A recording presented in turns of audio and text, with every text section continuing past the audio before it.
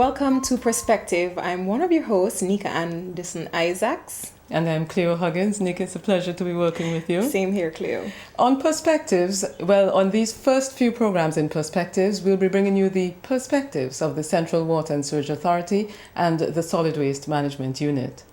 And today we have two key persons of that institution with us. We have on my right, Mr. Mike Browne, the chairman, and to my left on this side we have Mr. Garth Saunders. Now I'm going to be talking a little bit more about Mr. Browne, who prefers to be called Mike. Yep. So he's going to share a bit about himself before we get into the nitty-gritty of the institution and his role there. Thank you very much. My bio will indicate I was born in Leo. That's the town of Alison Beckett Cyrus. I'm proud of that. And my education has been in the secondary school, primary, secondary, university. I did a first degree political science. No, but you have to big up your school, which school you attended. Oh, we have a lot of youngsters watching the program. They want to feel, well, that's interesting you say that, because my primary school was firstly Maricopa, and then Richmond Hill, which as Minister of Education I was able to convert into a secondary school, Thomas Saunders School. Yeah. Nice. And that's the uncle, incidentally, of Garth Saunders. So we have some rich history on the program now as it relates to that aspect of things. Yes. And of course I studied at university. Which high school you went to? Sorry? The secondary school, boys grammar school. Okay. Yes, which is again the same that Garth Saunders went to. And then did work at the university in sociology, political science, later education. In St. Vincent, I was a lecturer at the Teachers College, and at that point I became the president of the Teachers Union, and that has its own history. And then in government, I was the Minister of Education, Youth and Sports, Minister of Foreign Affairs, and also Minister of Social Development Cooperatives. I should say, as a senior member of government, I acted as Prime Minister on numerous occasions, 30, 40 times, I can't count. Did you enjoy that experience? Not necessarily. It's a job I wouldn't want permanently, I can tell you that. Why? And he lies the head that wears the crown. It is a high-stress job, and it also is attached to the Minister of Finance, and I'm not good at finances. But it was challenging, because when you act as Prime Minister, you take over 35 portfolios of the Prime Minister himself, your own portfolio, and usually a couple of other ministers. So you end up with about 50-something portfolios that you have to monitor over a space of time until he comes back. And most of what you just mentioned is what a lot of persons know about you in St. Vincent. Not necessarily in all of those roles or with those responsibilities, but they know I've been in government for a number of years, yeah. Okay, so what they probably don't know is what I know, and I'm happy to share today on our program of Perspective, that he played cricket in Jamaica. Yes? Well, let me clarify that. I played in Jamaica as a wicketkeeper batsman for the Windward Leewards. We were combined. This is the under-19 tournament. Right. And we, at that time, the Windwards and Leewards were one team. So I qualified as the wicketkeeper batsman, and we played against all the other countries. So, for example, in Grenada we played against Trinidad, against people, international players like Inshan Ali, who subsequently died.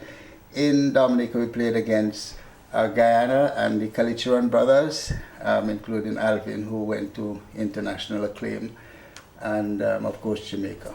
Well, Garth, I think I'll adopt Neeka's style and allow you to say what needs to be said about Garth, and if I think you've left anything else out, then I'll jump in and add it. I was born in Kingstown here in Cane Garden. I still live in Cane Garden, so that's over 50 years. So you're a career Cane Garden. I'm a career Cane Garden person. I went to the Kingstown Preparatory School and the St. Vincent Grammar School, and then went on to university at the University of Puerto Rico via an athletic scholarship. So I have, been not only focusing on academics, I am a sports person as well, like Mike. I'm very much involved in sports, and Mike and I actually came together formally just after he became Minister of Sports in 2001, when he became Minister of education and sports. I actually was on the National Sports Council as a director under the previous administration, and when a government changes, you have to resign. You lose your post.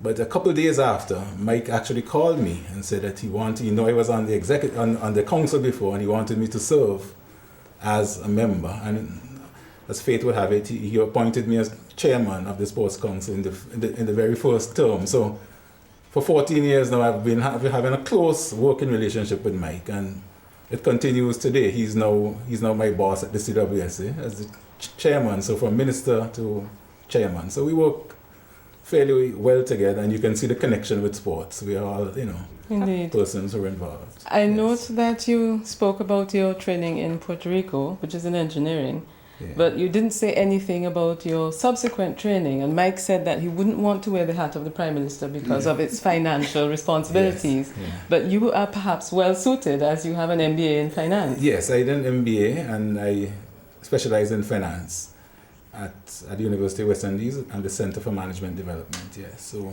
that's a part of my training that I actually use to guide me in personal and the professional life as well. Okay. Right. And in terms of, again, to borrow from Neeka, what people would not know about you, I think I have two little snippets that would perhaps be kind of information for the general public. And one is that at 16, you are an executive member of the Amateur Athletic Yes, Federation. correct. You're correct. And then at this mature stage of your life, you're still doing 10 laps around the Anderson playing field. Yes, I try to keep fit, and I do that just out of necessity. As I tell people, when we get to this age, we try to kill ourselves to stay alive. So you run the miles, you sweat it out, and you try to keep fit. And it's important that we all do that. And it's easy for me because I've been doing that for a number of years, for my entire life. I must say, even though you're doing it out of necessity, I am still in awe of you.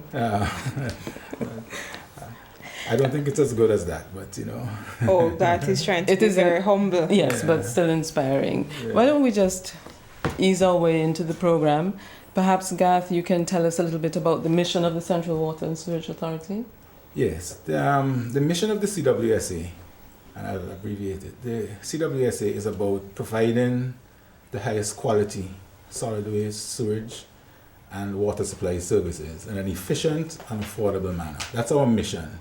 And we try to stay true to this mission. The chairman would let you know. We have, that mission statement has 3 keywords: efficiency, affordability, and quality. So we try to let our staff know those are the keywords of CWSA: efficiency, quality, and affordability.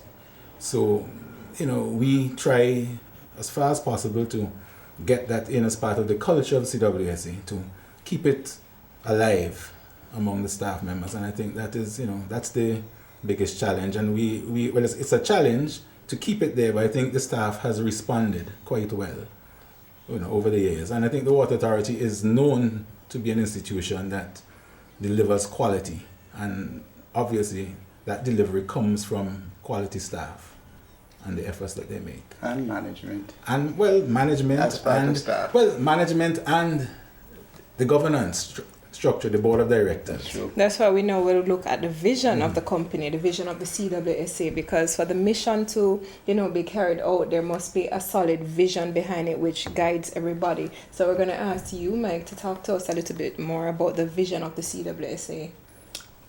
Firstly, we see the CWSA as a people's institution in 2 senses. One, that it's very employee friendly and oriented. In other words, we take care of our employees, our workers, from management right down. I'm speaking as the chairman of the board of directors. And secondly, a people's institution in that we have to serve people outside.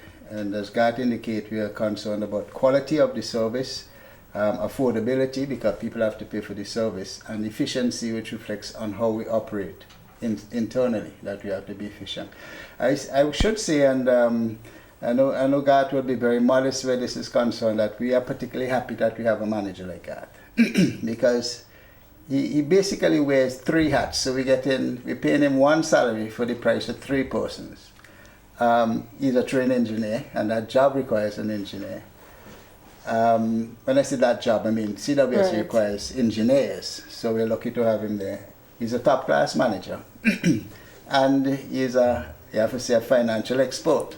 So we are really happy that we have somebody. I'm tying this in with the introductory program in terms of the little bios on Garth and myself, and linking it now to the next phase that we're into, the vision and the mission.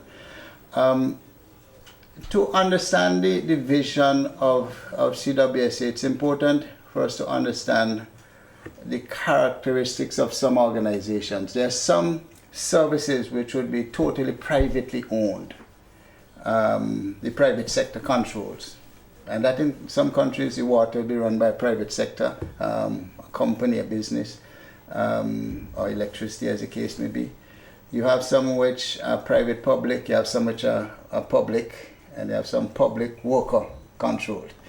And our vision is to continue as a statutory body, where CWSA is, in a sense, a government body, owned by the government.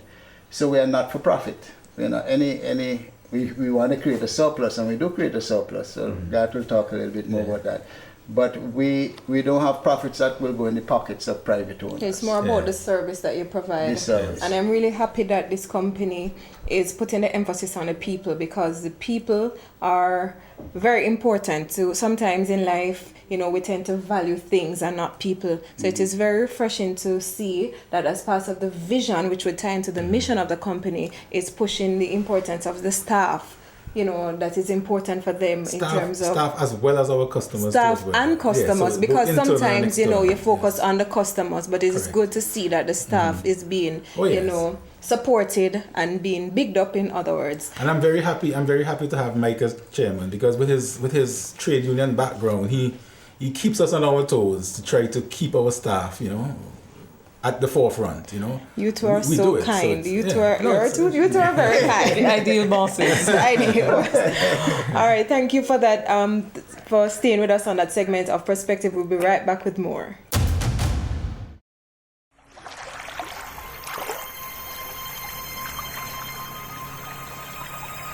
With 2/3 of the Earth's surface covered by water and the human body consisting of 75%, it is clear that water is one of the prime elements responsible for life on Earth.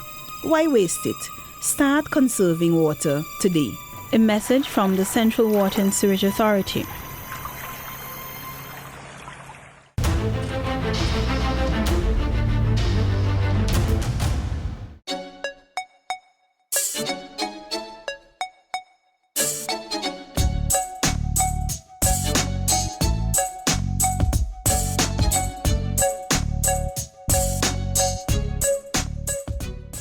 When you irresponsibly discard your waste, that's not all you do. You take part in destroying the environment. We want to enjoy a clean, fresh and green St. Vincent and the Grenadines. Don't you? Litter not only makes our environment unsightly, time and money is wasted collecting it. Avoid littering. A message from the Solid Waste Management Unit.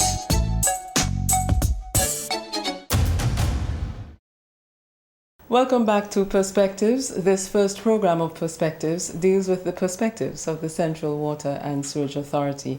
And in our first segment, we introduced our guests, Mike Browne and Garth Saunders, Chairman and General Manager respectively. And we gave you a bit about their background. And one of the things that came out of that first segment was the focus on efficiency, quality and affordability. Mike, how does the legal framework of the Central Water and Sewerage Authority enable you to meet those tenets of your mission? Well, all of those features have to be framed within the legality of CWSA. And we currently operate under legislation that came out in 1991. But that was preceded by other legislations, because we have to understand the history of CWSA, in a sense, institutionally, is guided by the history of the laws that affected CWSA. So from my research, I see that we go back as far as 1959, and there's a water ordinance. And then that, in about 10 years later, it gave way to another bit of legislation. And then another 10 years later, in 1978, there was another bit of legislation, evolving into 1991, which currently governs us.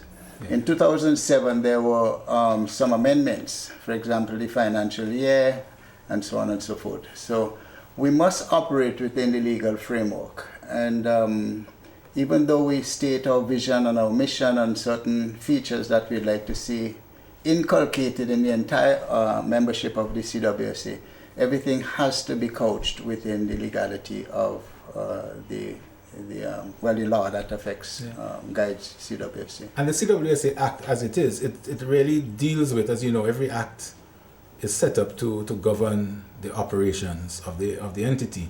And our act really speaks to what the CWSA is supposed to do, which helps us to formulate our mission. Which is an example of the act, yes, for persons who may not know.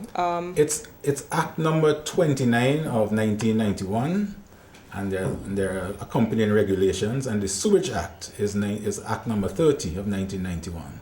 So, and those were amended in 2007, a recent amendment. And as you know, as you go along in life, external situations change, internal situations change. So you would expect to have amendments as you go along. But how would any of these acts or laws affect the general public?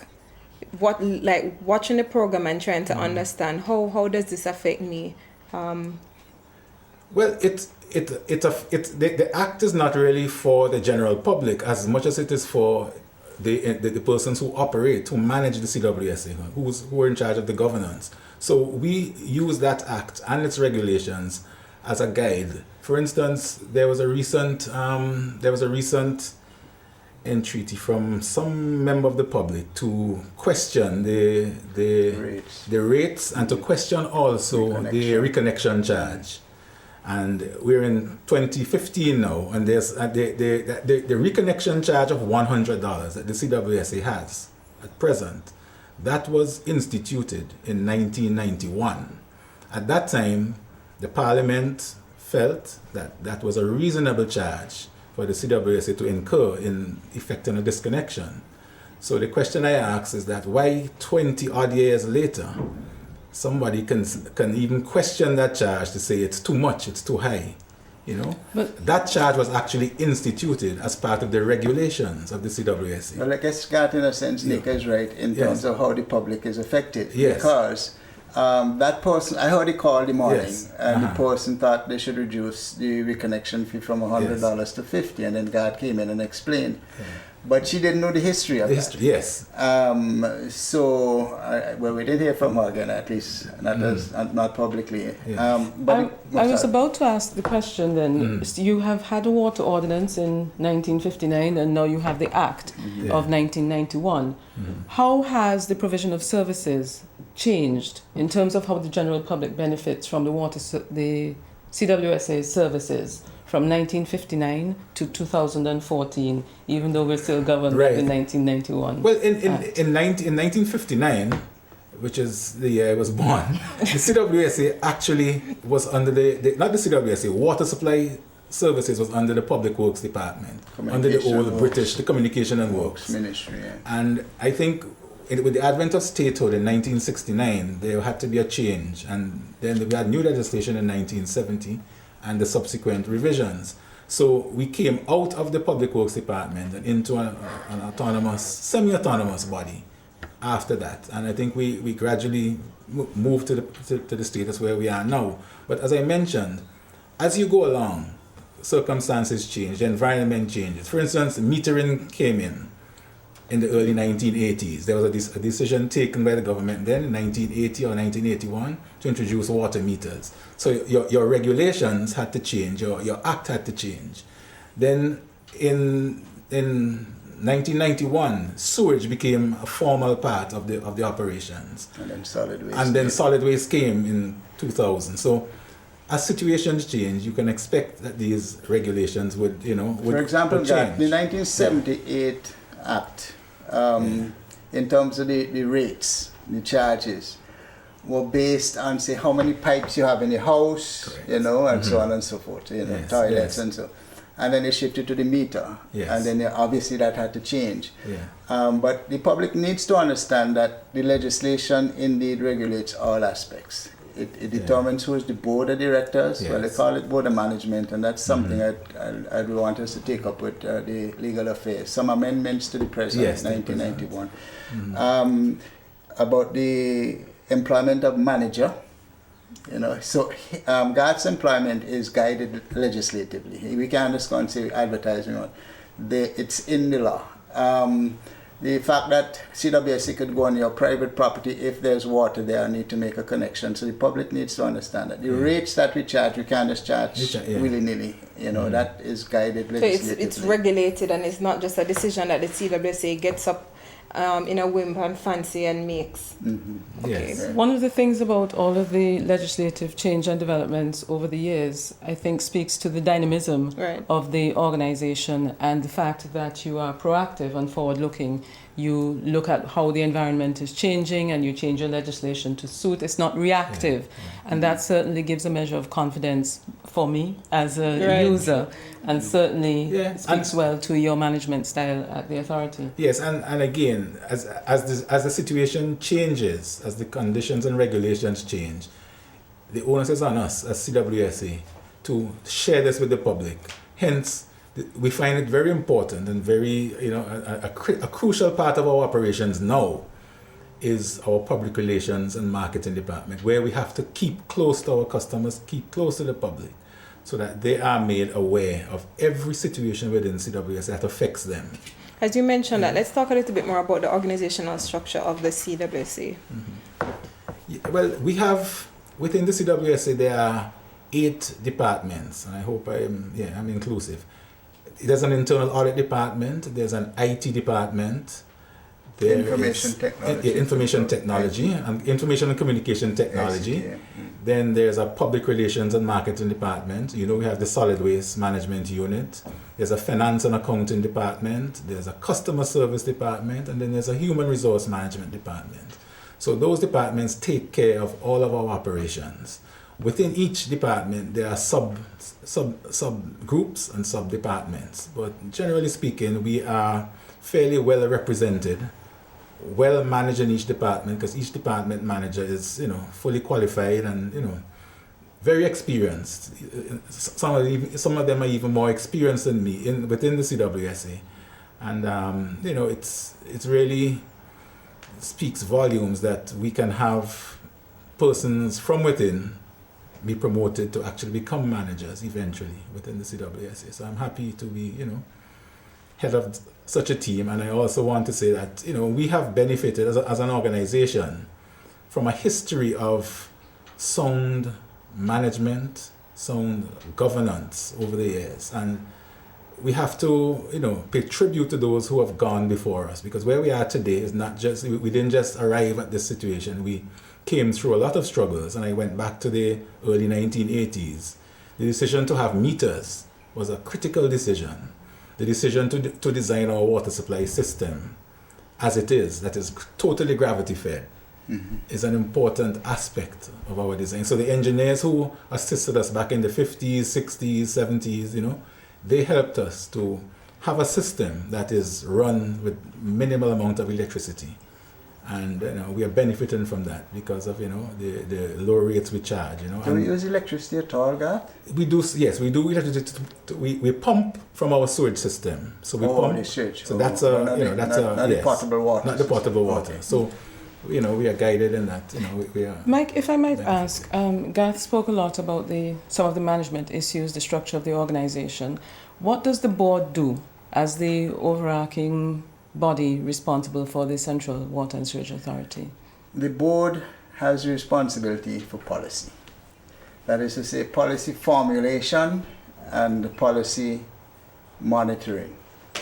Management, like Garth as general manager and his other, 6, 7 managers for each department, that management team has responsibility for implementation. And then we could say staff has responsibility for operationalizing that. So right? what are some of the key policy issues that the board is dealing with at the moment? Well, first of all, we have to be consistent with government's broad policy in relation to supplying the nation 100%, that's our target, with quality water and sewage services and solid waste. I've been in cabinet meetings when representatives of CWSA were summoned, and they'll be given straight instructions that, look, we can't wait to implement garbage collection from every village for another year. We want it done in 2 months' time. In other words, that's a policy that CWSA will have to implement, and they'll have to do internal adjustments to be able to implement that. And all of this includes the Grenadines, right? Oh yes, well, Garth will talk a little bit. The solid waste, the solid waste, yes, the solid waste collection is in the Grenadines is a critical aspect of our operations. But we can deal with that in But the chairman passed that over to you, so you pass it over to me. But it's something we definitely have. Well, no, I wouldn't want to deal with it now because it would take a fairly significant chunk, and I believe in a subsequent program we can get into further details, but maybe just to say, that given the size of the islands in the Grenadines, there's the delicate problem, environmental ecological problem, and this is why we say it will take some time. Yeah.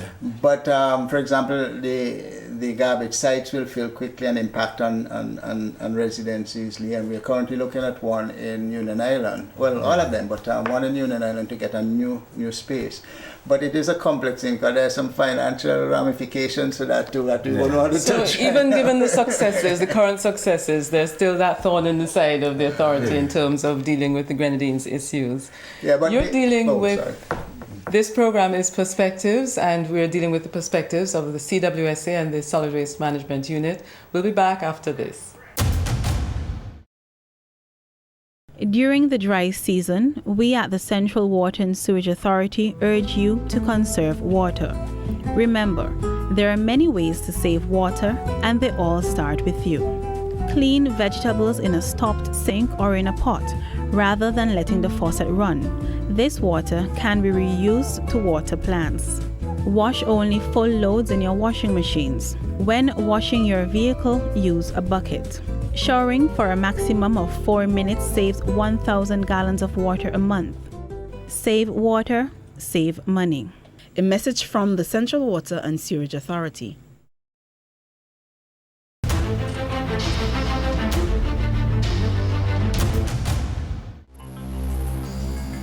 Are you guilty of throwing your garbage over banks, along roadsides, in rivers, drains, and on vacant lots? If you are responsible for the pollution of our rivers, the defacing of our roadsides, and the proliferation of mosquitoes, rats, and other pests in our country. Protect our environment, save our country, save our lives. A message from the Central Water and Sewage Authority, Solid Waste Management Unit. Welcome back to Perspectives, and we have here with us, for those who weren't viewing earlier, we have the chairman of the CWSA, Mr. Mike Browne, and we have Mr. Garth Saunders, the general manager, and my lovely host as well, Cleo Huggins. Now, Mr. Browne had lovely passed over that solid waste management over to Garth, but now even though we whet your appetite with that, Garth, we're going to look now at the financing of the CWSA. So you're going to speak to us a little bit more about that. Yes, well, we can even go back a bit to the Solid Waste Management Unit, because financing the CWSA, we have to also take care of solid waste management. It was introduced in the year 2000-2001. And what happens now is that the CWSA subsidizes solid waste management services in St. Vincent and Grenadines. So it means that what we collect from the general public and from the government in terms of revenue is not sufficient to cover the cost of providing the services, both on mainland and in St. Vincent and in the Grenadines. So from a financial standpoint, the CWSA has to be very careful in the way we operate and the way we try to expand. So we have a water supply and sewage responsibility, which we take very seriously, but we also have another important responsibility of solid waste management services. And we have to, on a monthly basis, and the chairman would let you know, we review our accounts at management level on a monthly basis, and we do so with the board also on a monthly basis. We meet and we go into details, we decide where we're going wrong, where we need to pull back, but it's a close management of our finances. 9% of our revenue comes from government in terms of a government grant. 24% of our revenue comes from solid waste customers, and the water supply customers supply the rest. And it's important to note that we have been gradually able to reduce our dependence on government, because government, I don't think that we... Why? Because you're making a lot of money? No, we're not. Well, we're not making a lot of money. We are actually trying to perform a role in a more autonomous way. Because as you know, in government departments, there's always a problem of bureaucracy, there's a problem of cash flow, there are different issues that affect government departments. But it's critical and important at an institution like the CWSA, a utility service, an essential service, that we have no choice. We cannot wake up one day and say we are not going to supply water, or we're not going to pick up garbage, we're not going to supply sewage services. That has to take place every day. So Garth, in order so for it's you... important that our finances are Exactly. there. In order for you to experience that sort of stability and independence from the government subvention, what is going right at the Central Water and Sewage Authority in terms of your collection policies that enables you to enjoy that sort of independence and move away from your reliance on government funding? Well, as I said, it's what is going right now is what I would think has always been going right at the CWSA. And I made a point in the last segment. It's been proper government policy over the years, proper policy at the governance level. And we have a rich history of very astute, very forward-thinking chairman of board of directors, and our ministers of government, and also our management. The CWSA has been guided, the staff has been guided in that way to be very thrifty, to be very efficient, and I think that we have a culture within CWSA of cost control, and I'm happy to see that continues today.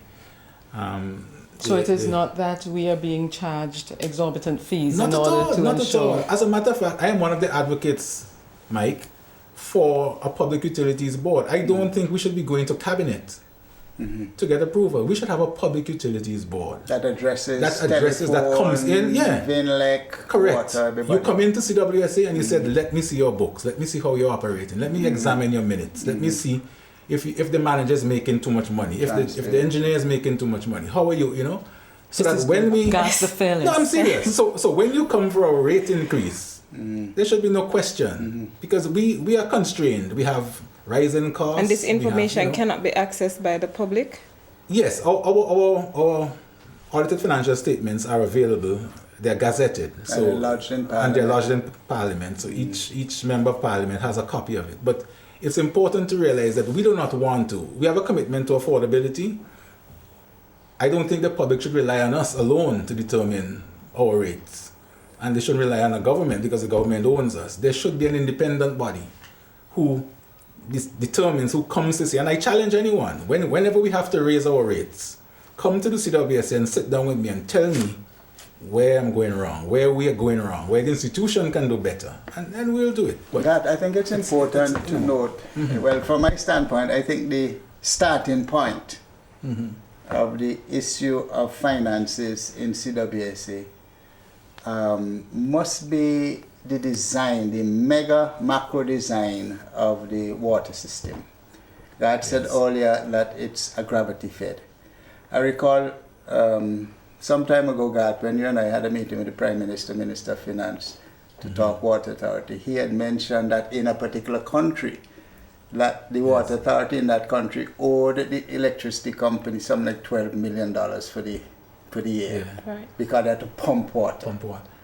And if we had to pump water, the cost would have been quite high. Just to let you know, our electricity cost, our monthly electricity bill is just between $30,000 and $40,000 a month. That's what it What is it that you do In different? St. Lucia, it's about $300,000 a month. So what is it that the CWSA does differently that affords you that ability to pay that small cost as compared to other? An engineering feature, which is that we design our systems. We have designed our systems to gravity feed to customers from the mountains, from the internal part of the country, in the forest at high elevations. We just gravity feed to customers along the coastline. And good quality water. And good quality water. So we treat it and feed it. Yes, But exactly. Garth, given your current sources of income, which all seem to be based on the services that you offer, could consideration perhaps be given to selling this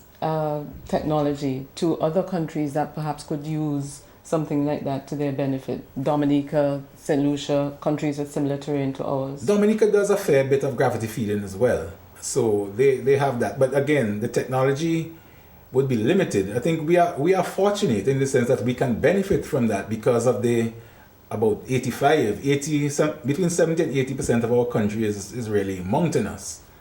Other islands that are flat would not be able to benefit as much from that. But certainly it is the way to go, because we are talking about going green. We're talking about reducing our carbon And we've been able, footprint. Garth, over the So we have years to to accumulate storage tanks Yes. and capacity. So, Yes. for example, we have 43 storage tanks. How have you been able to accumulate them? Well, we have a building program. So, for example, we have what Rose Hall is. In a phase way. Rose Hall is 250,000 gallons. That's a lot of. that was recently done. Yeah.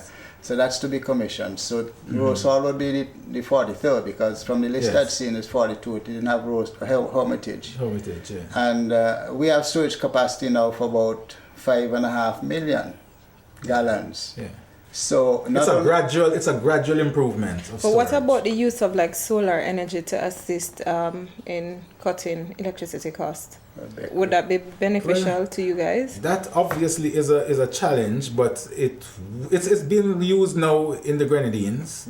There's a small desalination plant which is powered by solar energy, and I have no doubt down the road there may be need for pumping, and I believe then we can see the value of geothermal, of solar power, etc. But right now we are not pressed in terms of high energy costs, so the savings are not, would not kick in as much for us as. Garth, I want to come back to the issue of the storage tanks. In 2013, when we had our storms at that Christmas season, a lot of people had their water supply affected. How do these storage tanks come into play at times like that? Well, unfortunately, they don't come into play. At times like that, you see, because the storage tanks are downstream. And Mike mentioned that we are up to 5 million gallons a day. 5 million gallons of storage. But we actually provide just about 4 million gallons. We supply 4 million gallons, or the demand from the country is 4 million gallons per day. So what we have is just over 1 day's storage in total. So after 1 day, we are out. So and Mike has rightly said that we moved from about 3.5 million in 2004 to 5.3 million, 5.3 million gallons now. No. So although we've increased significantly, we're still at just over a day's supply. But even though the tanks have water, say after the Christmas Eve floods, the pipes are broken. The pipes are broken. The pipes that supply the tanks got broken. And that's the problem we have. And both ways. And both ways, the public. Yes. So And it was a total, In terms of how things like that impact your financing, for example, because certainly in 2013, even if you had a contingency fund for little accidents and little broken pipes, I'm sure it was not anything to cover the scale of what happened in 2013. When something like that happens, I'm sure you have to shift money around in order to rectify this issue as soon as possible. Where does that money come from, and how does it affect the rest of the services for the country? Fortunately for you, that happened at the end of the year, so your budget was probably depleted anyway. But where does the money come from, and how does it affect it's what good you that you asked the deliver? question, and the chairman is here. When the chairman came, we established a fund, a contingency fund for disaster response, disaster relief. And we were able to use some of those funds to help us to respond. But certainly we didn't expect to have 8 of our 11 systems down, so it challenged us significantly. But we got assistance. We got assistance from the World Bank. And it was down, Trinidad and it some was other down countries. because of the broken pipes and stuff, Yes, the not broken because pipes. of any lacks on the side of the CWSA. Not at all, no. No, Because it's important for the public to Yeah. understand these things when there's a disaster, when there's a crisis. Persons at the CWSA, they too are affected by this. So in your need to want back your service, you have to understand that CWSA workers have to go out there to, in the danger, to give these things to you, and they too are affected by it. Neeka, on that specific case, because Garth again will be modest, Garth, the manager, reported from morning, Christmas Day. And I also, as chairman, was on the road, just working with the, boosting up the workers. Because they working hungry on Christmas Day, left their family and so on. And that's why the Prime Minister in his budget address in January of this last year referred to the efforts of CWSA as heroic, because 8 of the systems are down out of 11, and to be able to bring them back up within a matter of a few days, that means people were working around the clock, including the manager, the general manager. Yeah, but but the staff, I Definitely mean, But that's the deserving kind of of staff- congratulations. if you're ending this segment now, I must say that's a good note to end on, because we have to commend the staff of the CWSA again, because they work, as the chairman said, under very strenuous, harsh conditions, most of the time, in the field. Thank you for watching Perspective. Stay tuned with us for more in the segment as we come back.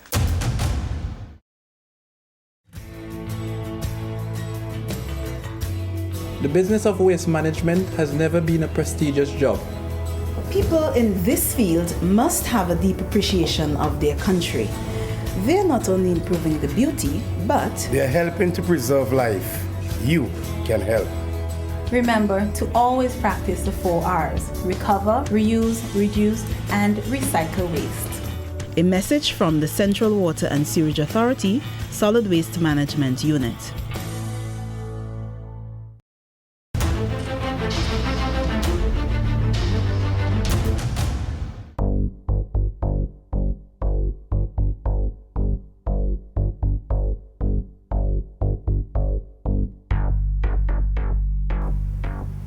Hey, Mr. B, I can't believe you put out the old drum, the pieces of galvanized, the pieces of wood by the side of the road. What do you mean the truck will pick them up? Did you call them and make the arrangement? No. The truck is not going to pick them up just so. You have to call and make the arrangement and pay a small fee. You have more? Listen, in future, call the people at Solid Waste, tell them what you have, they will tell you how much you have to pay. Okay? Yeah. Okay. A message from the Central Water and Sewerage Authority, Solid Waste Management Unit. Welcome back. This is Perspectives. This evening we bring you the perspectives of the Central Water and Sewerage Authority and the Solid Waste Management Unit. Our guests, Garth Saunders, General Manager, and Mike Browne, the Chairperson. We ended on a sort of a high note in the last segment. We discussed what happens when CWSA has to move into disaster mitigation mode. Mike, I want to venture into the wild, wild west now and ask you about the year in review, the good, the bad, and the ugly. Okay, well, you've connected the two things because the note we ended on also gives me the lead into 2014. The floods of 2013 brought out some extraordinary talents and commitments in the entire CWSA organization, from the board of directors, management, and the employees generally. And I see that certainly as one of the highlights of 2014. I did, in an article for annual report, indicate that maybe the extraordinary might be our new normal. In other words, we have proven that we can operate at that level. So it's very hard for CWSA now to drop down to a lower level. Yeah, I mean, we'll do a lot of routine things, but we know we have the capacity to operate under extraordinary circumstances. And that, from the standpoint of the board, and I'm sure management, it gives you a certain sense that we could achieve a lot in CWSA. It was a good year also because the board functioned well, and we haven't yet said it, but and God could indicate whether it's a feature of the general manager or it has been a historical feature of CWSA, that the general manager holds all staff meetings roughly once every 3 months. And I've studied some sociology and political science and organizations and so on, but I've never seen such a big organization operate like that, where the general manager stands up in front of everybody, and who cannot come in from the field, there's a link through telephone and so on, so they're all part of the meeting, and could stand up in front of the general manager and say anything they want without any victimization. Now that is an immense boost in morale in the organization, in addition to the wages and so on. And that's a feature which I am highly impressed about, and I would expect will continue under Garth's direction. Out of the floods, we also, and again, Garth could elaborate because it's a technical engineering aspect, but I understand that they're redesigning the network with some of the pipes so they don't get so readily damaged. So as I understand it, for example, instead of putting a pipe across the river, so when the rocks and so come down, they could break it. I understand they're going under the river and so on. So a lot of things have come out in from that negative experience. We have two important projects, well, one mega and one important but not so mega, last year in the form of the Hermitage system, where we mentioned that has a capacity for 250,000 gallons at Rose Hall, and the Mamoon project, which incidentally is important because it's going to connect with the housing scheme in Green Hill, and we are currently working on that. So there are a lot of positives that come out, but you say the good, the bad, and the ugly. So I would say in terms of the bad and the ugly, you still have some tinges of ill discipline, and the Human Resource Department, every now and again, when they send the monthly reports to the board, it indicate that such and such a person is subjected to disciplinary measures and so on. You'll have that with an organization with nearly 300 people. But it's good that we monitor it, but of course we like to see it eliminated, but not likely to happen. It's still one of the best places to work, right? I'm sorry? It's still one of the best places to work. I would say so. I really do believe that. And discipline has always been a strong point of CWSA. It's not just, I am... Discipline positive, discipline negative. In other words, an understanding that the CWSA workers have to live up to a certain level of discipline. When you slip up, then you have to take the responsibility for that, and that has always been the culture, and it continues today. So it's not the chairman may find it strange that we are disciplining staff and so on, but it's not. We have to keep them on their toes. We have to ensure that they know what is expected of them. So you maintain a standard. Yes. But as give your review, Garth. Mm-hmm. Can you say what is different now?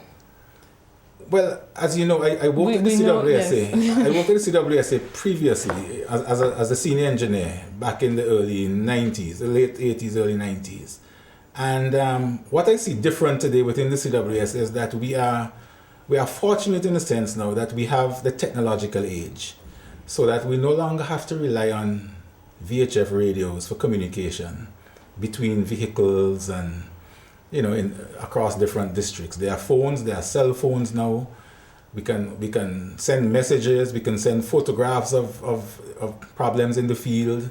So it's the technological age has ensured that we stay true to our mission, which is to be efficient. And that has helped us a lot. We have also the age of the computer, the age of the social media, and that has forced us into a certain direction. Well, not forced us, we have gradually just moved there out of necessity to an enhanced public relations and marketing department, where we now have a fully staffed department that makes use of the technology, makes use of the social media to come closer to our customers. So it's easy for us to communicate. We have different media used to communicate with our customers now.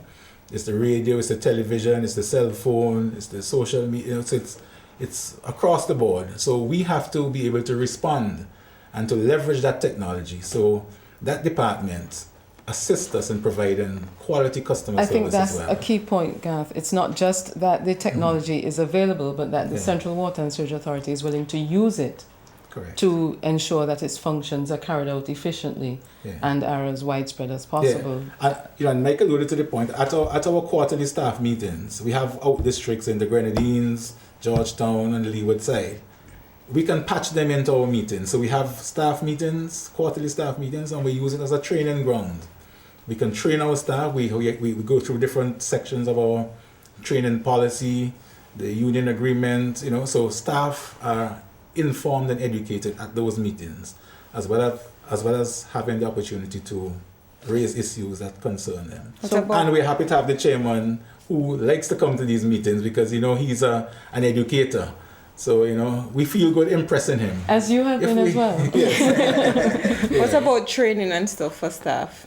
Well, yeah. Well, we are big on training. I mean, we've always been, and I think we've It's one of the highlights that. of last year. We Yes. completed the training policy. Yes. Revised it. We revise it every few years because part of the training policy would prioritize areas of need, for the organization or nationally. And we review that, indeed, along with the strategic plan, which was from the year before. But one of the things we're doing, and this is my fetish in a sense, coming out education, I'm strong in adult education, and one of the things we're saying is to upgrade all staff members to the level of CCSLC, which is like Form 3 level, but there's some of the workers at a lower level. And that is included in the staff training policy. People could do the online programs. We just ask that they conform accreditation with the schools that they're working with and so on. Do you have a deadline as to when that should be accomplished by? You mean which one? Bringing everybody up to that level? No, because it's kind of staggered. We kind of leave it up to them, but I think we need to. We have requested from the board level a list of all the employees who have not reached a certain level, and then we're going to try and pursue. We don't want to wring their hands, but we want to try and persuade them. I currently do an adult education program which is free to the public. But Mike, you used to do that with the CWSA years ago. That's right. That's true. I didn't even mention 20 odd years ago. Yeah. Mike and his group and the New Horizons. They were engaged by the CWSA. In fact, some of those guys could barely read and write, and now they're supervisors. They walked the way up in. So it's an important aspect of our training. Garth, we've looked at 2014 and we've looked at the years preceding 2014. What's new for 2015? Well, hopefully lots of exciting things with the CWSA. We are going to be challenged to fulfill our budget, Mr. Chairman. We have a very ambitious budget, a capital expenditure program that we hope would not only benefit the staff, but also the benefit would go to our customers. And some of those projects which we hope to implement in 2015 include, like internally, we want to improve the staff offices, the headquarters for the solid waste management unit at Annisvale. We want to build another storage tank at Belle Isle. Belle Isle is on the leeward side of the island, and that would feed from the Hermitage supply, feed the areas of Peters Hope and Barley, another 250,000 gallon tank. Half a million between those two. Yes. So that's a significant enhancement of the Hermitage water supply system. We also have to purchase heavy equipment for solid waste management.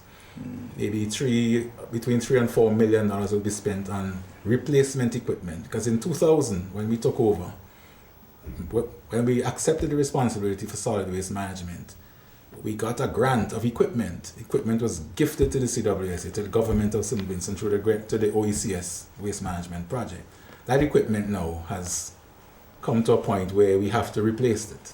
So we have significant expenditures ahead of us, and we're going to have to time them, Mr. Chairman, in a way that we don't affect our cash flow, because we are not looking to borrow. We're looking to finance this from our internal. Here, the financial part of God coming out, Mr. Chairman. Any plans to make the solid waste management unit a better financial contributor to the operation? It has to be, but in order to do that, we need people to understand, we need our customers to understand the importance of environmental management and awareness, and also the importance of paying. Because every service we provide has to be financed. Every enhancement of service has to be financed. How do we do that? Are we willing? And right now, the customers pay $11 a month for solid waste management services. If you do it by the day, it's less than $1 a day. You know, So in a sense, as in a customers, sense, as we customers, are you hampering the efficiency of the solid waste management well, you unit. are affecting the progress that we make if you don't pay. And it has to be understood that we are still, CWSA is still subsidizing solid waste management services. So it's important for us to realize Yeah, just that. explain to me, please. I live in Villa. You pick up my garbage 4 times a week, every Friday. And you're saying... Four times a month. Sorry, once a week, 4 times a month. And you say I pay $11 a month? Yes, you pay $11 a month. So for each pickup, I'm only paying less than $3 for a pickup. Yes. If it's $11. Yes. So we need to get that across because it's an important... And when you talk about affordability, you have to compare the customer's expenditure. What do we spend money on as customers? Cell phones, supermarket bills, you know. Where does water supply and solid waste services feature in our list of priorities when we come to pay? If the CWSA does not pick your garbage up on garbage collection day, or if we do not supply water, what happens? You know, that's the important thing. That's one thing for 2015, Garth. You had 10,000 feet of pipes at the airport. Yes, that's a significant project. That's a significant project for 2015. We have to install pipelines at the Argyle International Airport, and that's is something that we treat as a priority. Well, with that glance into the future, Garth, I would like to say that it has been a very important and informative program, and the perspectives that both of you imparted to us. But the program was too short, don't you think? Well, we'll have more perspectives from CWSA. There are a lot more components that we'll look into, so we'll get to share the other different perspectives of the CWSA with the customers, so they can fully understand all the different areas and how it affects us and how we affect it. So we thank you guys for sharing with us your perspectives from within the CWSA, and we're sure that our audience is looking for more information as we get more perspective from CWSA. Thank you for watching, and please stay tuned and join us for more in our program of Perspective. I'm your host, Neeka Anderson-Issacs. And I'm Cleo Huggins. Good evening. Good evening.